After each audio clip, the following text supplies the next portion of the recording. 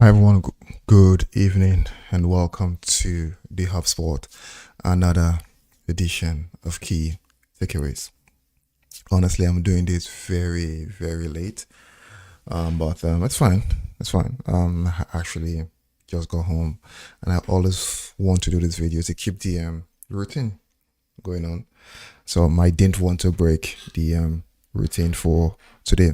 As I was actually debating though, do I do this 1 second here. Do I do this live or do I do this pre recorded? Again, I think I always feel like life is better because when you do a pre-record, you have to update, you have to upload, and stuff like that. But we're here now. Key takeaways. Like again, it's more so a match reaction. Basically, what happened in the game between United and Everton. I'll probably give my 2 cents. I'll give what I call some of the key highlights for me in that game. And also, again, your comments, please, guys. Don't forget to what I call it, leave your comments in the comment section below. Okay, let's start. The game, though, it's just like this, I'll say. It's just there. First half, we struggled, honestly. I didn't watch it live because I was busy. I watched it later, and in that, like watching, I was like, it was painful. First half was very painful, and there are some key things which Amaran said, which for me is something I think I've been saying for a very, very long time, and we'll get into that. First of all, let's look at the first half. So now, for me though, everything came like, let's press United at their own half. Let's force them. Let's push them back. Let's actually press them on their own corner. And that was what actually it was working for them. When I saw the energy, the intensity from everything, right? I was like, you know what? These guys, now I see why they scored 2 goals, because they were pressing, they were pushing, they wanted to actually get that goal.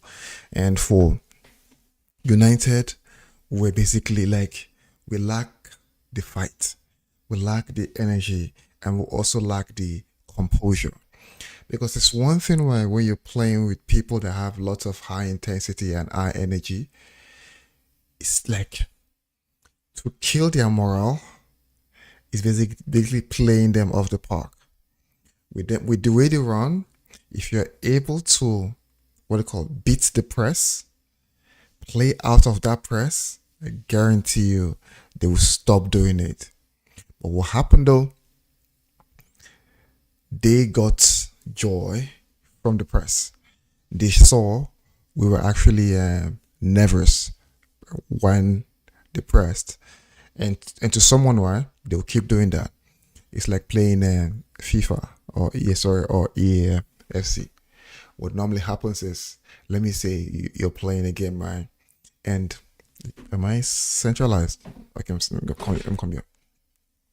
You are playing a game, and then your opponent finds a glitch to where they basically score you, and the game has been hard for a while.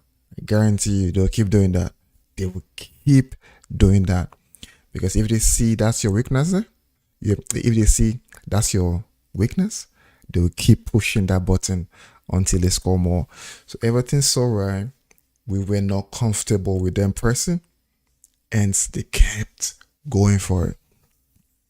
And the thing is, how do we get our boys, our team, to start actually beating the press? That was one thing I saw. The intensity from Everton was crazy. I was getting pissed when I was watching it again. I was like, this is the kind of game I love. You want to go for energy? I know I have to use energy and I have to use my brain. I just have to be a bit calm. It's because I know if you try it once, you fail. You try it twice, you fail. You're expelling energy. You're not getting a result. You have to slow down. But they were seeing results, which was now a fuel for them to even go and press more. So, to me though, We need to work on that area, and that's always been a challenge for United. Even looking at what they call Eric Ten Hag playing from the back has always been a struggle. We need to somehow get there. And also, again, we're weak. Like 50-50s, we're losing them. Like sometimes in those games where, if you see, like, I've never played professional football, but I've played like leagues in school. I played in school, and we won the what they called championship once. And most times we're either in the semis because we had a Nigerian team, good team.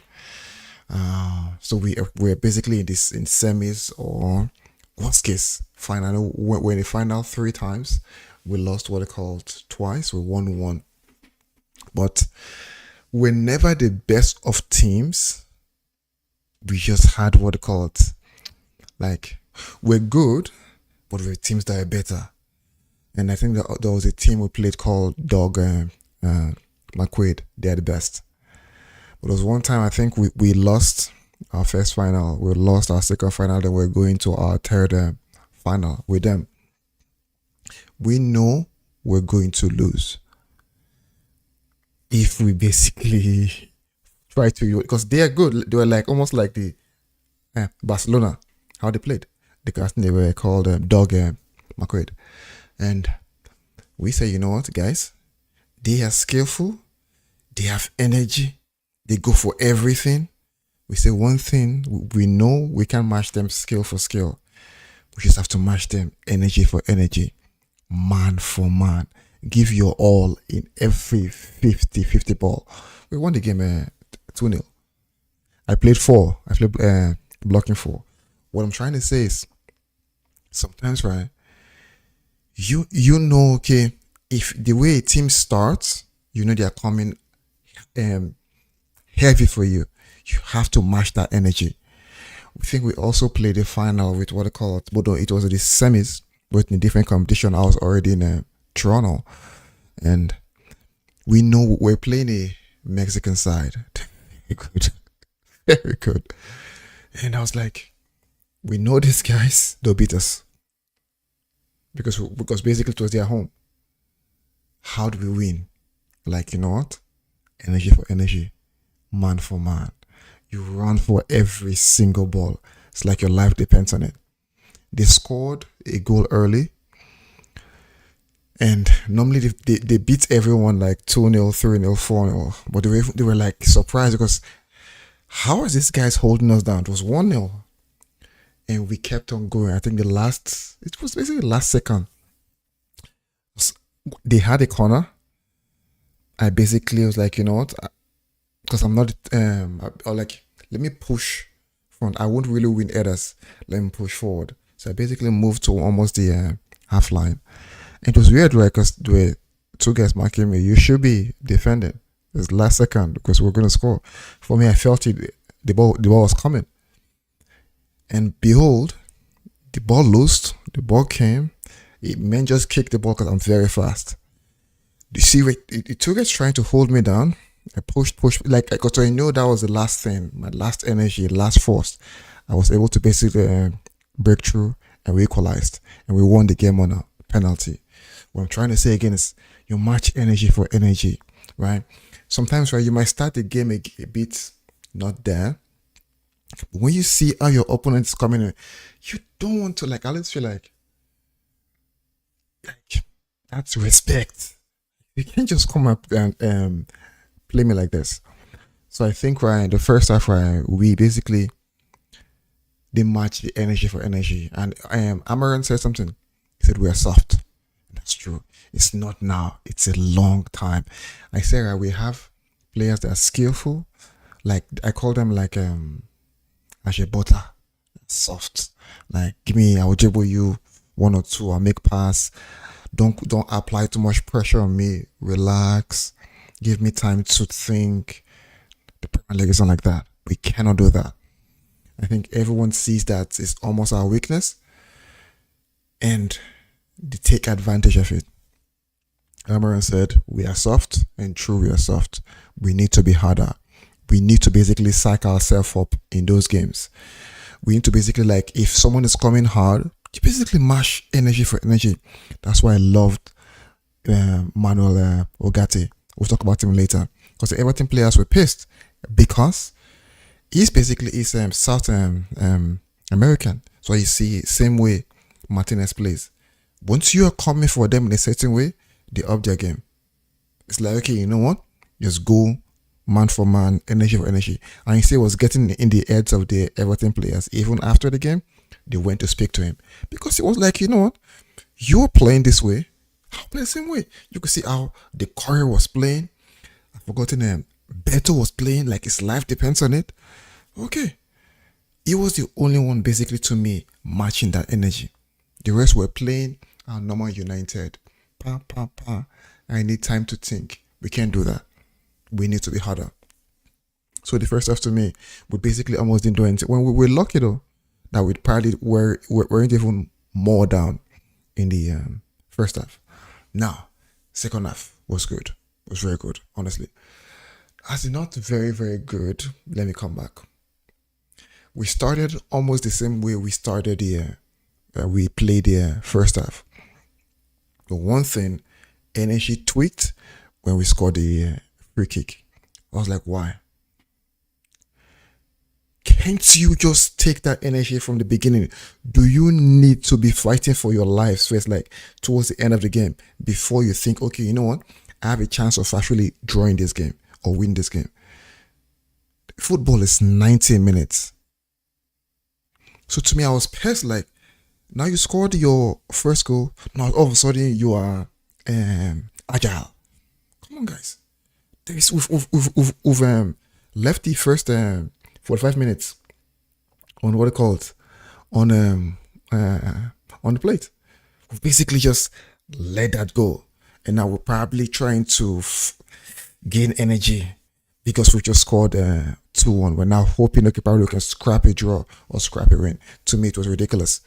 Like, we cannot be playing like that. Football is 90 minutes. It's not when when you're down, I score a goal. Oh, then let me try and salvage something.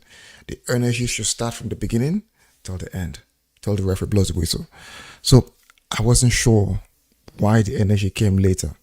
And again, I think Ruben, never met Rob, big up Rob, Omo, big up. So it's late. I didn't expect anyone to be online. I was actually going to do a pre-record on OBS. I was like, you know what? Let me just do it live on OBS. Okay. So again, for me though, I felt like we need to start the energy from the beginning to the end. I think Amaran said something. Said something to the boys. He said, "Go and do what you do on training." And I think Bruno mentioned they were able to express themselves. I'm not sure. I'm a bit confused. Why wasn't that done in the first half? I'm a bit confused. Like, why wasn't that in the first half? When the players have to be reminded what was done in training. Honestly, for me, I was a bit confused. Like, there's something. Oh, okay. Awake at times. Like, same thing for me. I stay awake till like 1 a.m. or 2 a.m. Then I go to bed. But tomorrow though, I have to be up at what I call 5:30 a.m. So I have to go to bed probably today by 12:30. Yeah. So for me, why are we just doing that in the second half? So it was poor. I felt like we could have actually won the game if we actually had the right mentality from the start. But we basically had it almost later in the game, which to me didn't make sense. Again, we end up drawing the game. It's good. We should take these lessons and learn from it. Now, Ruben Amaran, I think the guy will be frustrated. He will really be frustrated because I saw the way Sporting played under him, and it's like he's coming here and it's totally different in terms of, like, I think if those players, and they shouldn't be that different, but it's just what they call it. I think it's the desire. I don't know if I'll say it's the desire. There's a bit of quality issue, but I think the natural fighting spirit is not there. Wish I saw the Sporting Lisbon guys. They had it. Like they fight till the death. We don't have that. We only fight when we probably think, okay, you know what? Something psychs up, something psychs us up, or probably see we get excited somehow. That should be the case. I guarantee you, if Everton has scored 3-1, our morale would have dropped again. And it shouldn't be. It shouldn't be. Even if you are 4-0 down, you play to the final whistle with everything you have. Or again, one will say they have nothing to play for anymore for the season. So they're probably just trying to what they call conserve energy. But for me though, we can't, as in, this should be like our pre-season. We should be doing everything we can to actually at least win games, get the confidence from there, and build. Because also we need this confidence in the FA Cup and the Europa League. Because somehow we have to be in Europe. If we're not in Europe, we're screwed. So, again, Rabia is also correct. Because if you look at it, they scored two and sat back. That gave us what they call the momentum to go play. That's also a possibility. Was that why we had that psych to go play? Or was Everton already tired after the energy they basically expelled in the first half? Honestly, that's a very good comment. It's true. Was us getting a result be a determinant based on Everton just sitting back or probably trying to conserve energy after they worked so hard in the first half? So there's a lot to do for this team. I'm not sure Amaran has his work cut out for him. Now, I've spoken about the team in general. Let me speak about some of the what are called these few positives. Or you know what? Let's leave positives later. Let's go back to our striker. I like Rasmus. He's young, and for me, I think he's in a difficult place.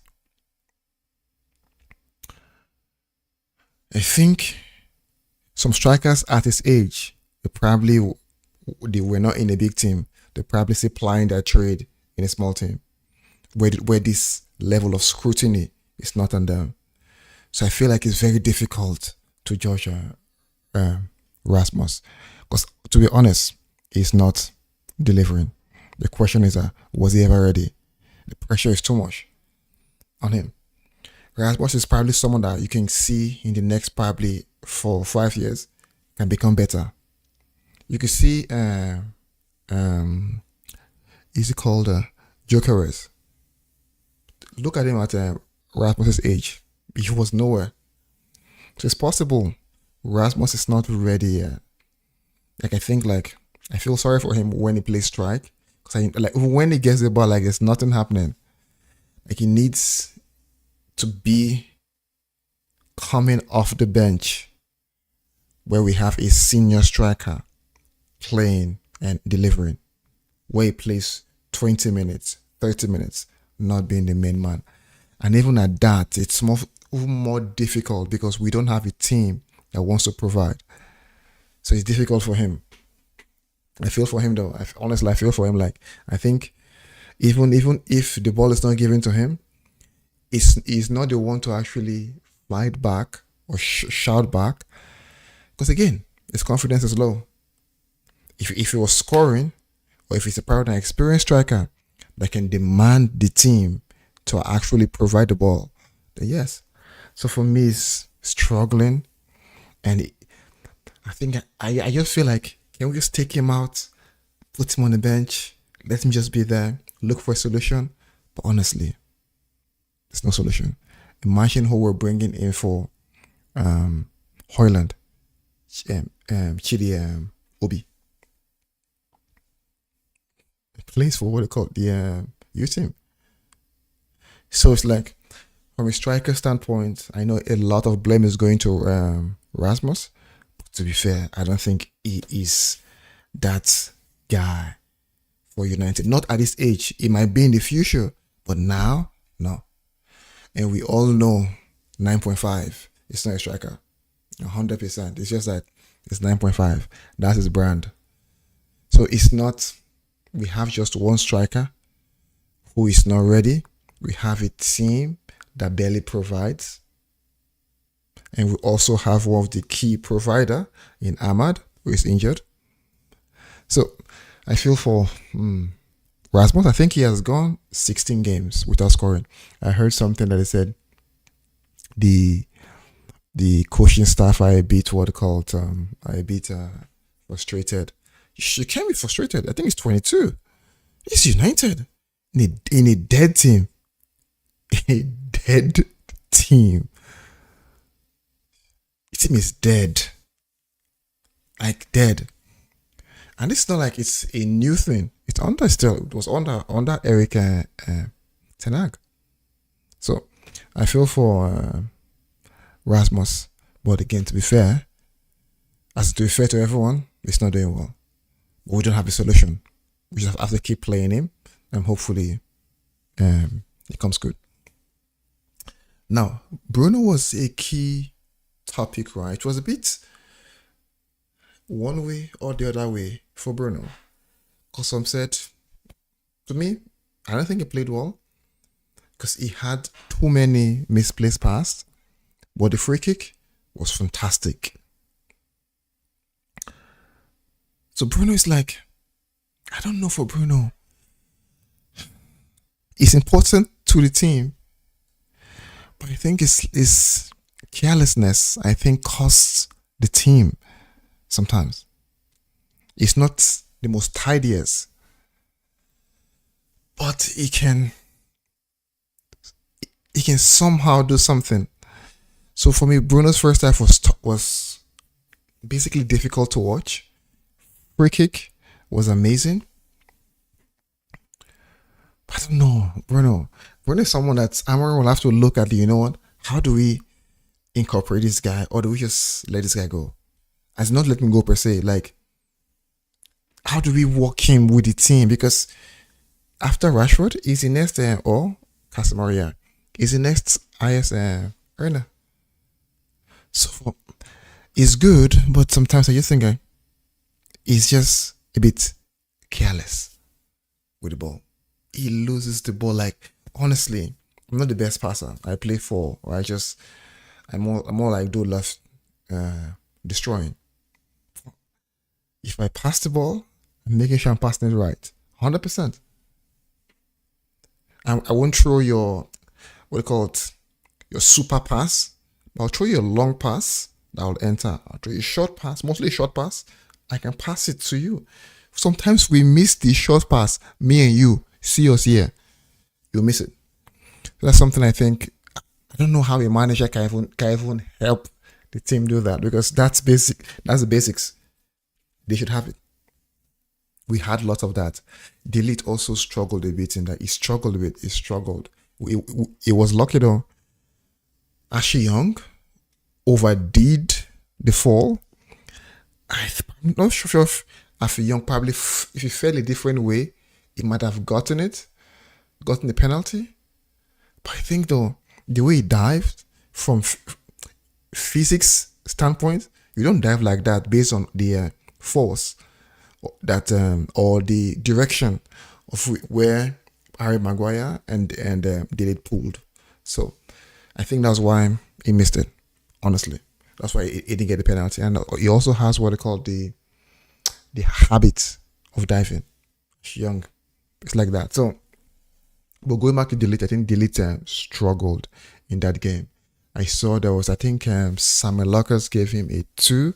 I think that's too harsh. I'll give him a 4 or a 5. Harry Maguire also struggled. Onana struggled. We don't have a keeper though. We have a midfielder that's a keeper. Yes, and he's trying to catch the ball. He punches the ball back into danger majority of the times for Onana. So to me, I just look at we don't have a keeper. We have a midfielder that he can't play the midfield role yet because we are not set up to play the role he wants to play. In this transition time we're going through, 100%, Degi would have been the best. Because Degi, I know he had issues in his last season, but Degi is one that you always say, if not for Degi, there are times when he was here, probably we're struggling, right? He will keep us in the game, and then we go win the game in the second half. So we need someone. We need a short stopper, not a midfielder that we cannot use right now in Andre Onana. What other thing again for me? I'll go to what's happening at United currently with the Glazers. Let me just get through this game. So back four, Dalot again is still struggling. I like Dalot, but I don't know what's going on. Dalot is struggling. Drogo, you could see, like, when I see him, I'm like, yes. Although he had crosses that were terrible, like most times couldn't beat the first man when he was trying to cross. But you could see the potential is there. The intelligence is there. The intensity is there. The fight is there. So Drogo to me was good. Now I look forward to seeing him more and see how he performs. I think he will come good. Drogo will come good. Ugarte, God, that's my person. Win a game, when people go hard, you go hard. That's Ugarte. That's what I love. Probably because I play blocking 4. If you go hard in a game, I'm all for it. Let's do it. Yes, Ugarte was my man, and the goal was superb. I love the mentality though. When we scored the first goal, we didn't celebrate too much. Let's get second goal, we didn't celebrate. I need that mentality for full 90 minutes. Please, guys. A full 90 minutes. What else again? Garnacho came in and changed the game. He came in and changed the game to an extent. Casemiro struggled.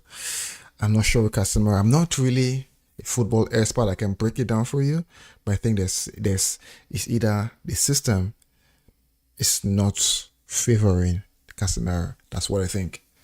Or he's 32. He cannot be done. Except the pace of the Premier League is too much. Yeah. I think Xerxes sometimes some weird passes. Kept losing the ball. But he will do something good as well. Xerxes was a mixed one for me. Once again, what was I missing? Dalot, I already spoke about Dalot. Dalot struggled. Talk about Xerxes. Spoke about what it called Garnacho. Chidiobi. Basically, they weren't giving him the ball. I'm not sure why. Amaran needs to actually work on that, on how we support our strikers in terms of providing assists. So again, if my key takeaway in that game though, if we had the intensity we had after we scored the first goal through 90 minutes, we would win the game. But Rob has a case where he said that Everton just sit back, or Everton just lose a bit of energy after the energy they expelled in the first half. So we need to at least match energy for energy. Like, again, I agree completely with Amaran. We are too soft. 50-50, we most likely always lose them. We need to be stronger. We need to have the dog mentality in us, right? And finally, Amaran, I think he did okay. Changes actually changed the game. I'm not sure his plan with Dalot, but the question is, who can he use? Because I heard Mazzari might be injured as well now. So Dalot is someone that plays regularly and currently is not really performing. It's giving you just the 5.5 or 6 sometimes, what it called overtime. The attacking output is not there. You could see the clear difference between Drogo and Diallo. Okay, now that's to wrap up my what I call my key takeaways about the game. Hopefully, we can transfer the energy and also the bit of positive towards the end of the game to our next game. Now, what's going on at United with the Ineos cutting, slashing? Honestly, the club, I think, is rotten inside. I mean, rotten is from a financial standpoint. It's tough. You cannot make big up Manch. Thank you. And guys, don't forget to like, share, and subscribe to the HubSpots. Thanks, guys. And again, Manch, myself, and Drex will have what they call a basically Manch will come on here and we'll talk about the Glazers. Hopefully around mid March break. We'll try to figure out where we can do that with time slot that works for everyone. Big up Manch. So again, on what's happening now, financially the club is ruined, and what Ineos is doing, they're trying to resurrect. But I think though, if we had a different owner or a full buyout, some of these issues we're experiencing could have been mitigated through loopholes, which I probably think some of these multi-millionaires or multi-billionaires can actually look at this guy in Chelsea, the owner of Chelsea. I basically maneuvered right how to get things going for Chelsea. I think Ineos basically they own about 25 or 27%, investing their own money in a team where basically someone else benefits for it. What they're doing now is organically the team has to generate its own revenue to actually support the team. And we state where we are right now, honestly, I feel it's an impossible mission. Because we are cutting meals, cutting lunches, cutting staffs, counting screws, counting tapes. Honestly, man James sent me a message, and he said he thinks the club is done. Only a full sale can actually save it. And I think so as well. I think so. Because either Ineos buys the club, and again, what is Ineos' footprint in football that basically predicts success? Nothing. We're just hoping that if they buy, things will change. Because if you look at Nice is not a success story. I just feel like the club is going down. And worst case, if we don't go to Europe,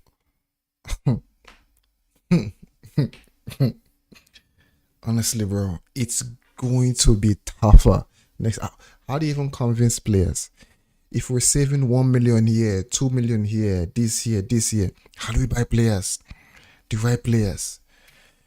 Except we're saying, okay, you know what? We have to probably rough it like this for another 5 years. And hopefully things will change. The club is in huge debt. I know they're probably looking at if we get the new regeneration, the new stadium, everything, revenue will increase. But then I'm looking at the next 10 years, next 15 years. Or can we scam because if we win a Premier League trophy right now, I don't know if we will call it scam, but will it be consistent? So, but that'll be a topic for another day. I saw the news, lots going on from an Ineos perspective. Job cuts again, extra 200 jobs. Imagine working at United. Imagine the pressure, knowing I might lose my job. Because once they bring consultants to your company, simple, they're coming to basically optimize, streamline, find redundancy. What can we do without? Honestly, In my role, all I think of is always process improvement. How can I always, if I think I worked at what they called Dell, Canada. I did a lot of what they called critical path analysis and lane optimization. Just a lot of math of realigning lanes and probably see where it's more efficient, and I'll look at the whole network. All we do basically is save money. Probably look at, okay, we're probably shipping from this country from this to this. I'm like, no, that doesn't make sense. If I do it like this, or probably restructure it, I can save like 1 million, 2 million. That's what the consultants do. They save money. And once you have them in there, it's all they're doing is basically everything would work the way it work, but people will go. It's just that more eyes are on it now. Like you have more eyes looking at it now. Like before the lasers, okay, you know what, you're working, you're doing your job. But now they're saying, okay, you have this role. I don't think this role actually needed, because I think it's overlapping with this. Or we can take some here and take some off here, merge it, and have one person do it, then two. Done. Same thing with what I called if you're doing what we should do what I called a what I called lane optimization from a carrier standpoint. Okay, you look at the loads across all carriers, which how they performing in terms of rates by weight or XYZ. You do your math, you recalculate. I did a couple of that where you probably save 500k a year. You save this here. You cut lead time. You getting products closer to customers faster by all these calculations and stuff. That's what these guys do. And so when I see it, right, when I saw consultants are there, more is going. Something David Birchford said when he started.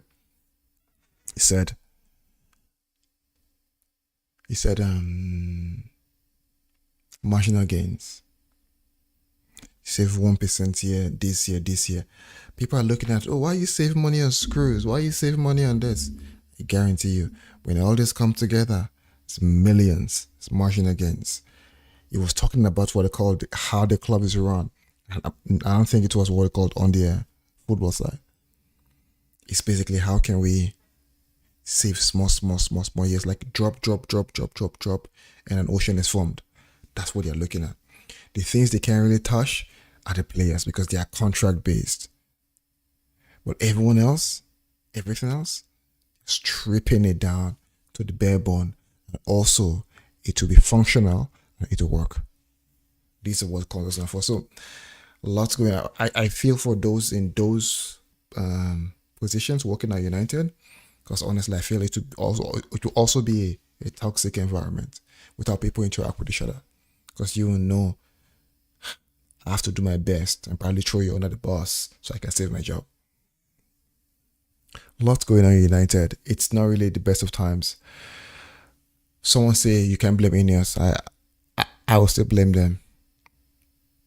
If you didn't have the money, or if you know you can't do things in a certain way, like by working with the Glazers, then don't buy.